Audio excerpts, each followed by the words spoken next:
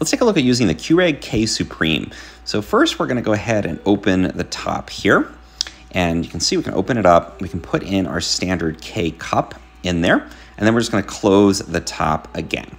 And then you can see here we have different options for strength and also the size. Make sure there's water in the reservoir in the back. And we can select the size of the cup that we wanna make along here. We can also select the strength, and that little thing will show exactly what strength we're selecting. Now that's pretty much the basic settings. I'm gonna go with a 6 ounce. It's basically half of a standard cup there. Make sure you've got your cup and your mug, whatever you wanna have, underneath the front here before you begin to brew. Just make sure that this little catching tray is seated in there. And then we are simply gonna go ahead and check the reservoir, make sure you got water, and we just press that button right in the middle, that big light up K button. And it's gonna start brewing, usually takes about 30 seconds, it's pretty fast. And it's gonna brew our coffee right into the mug there. So really great machine. I find this works really well, and you can also save your user settings and have different users.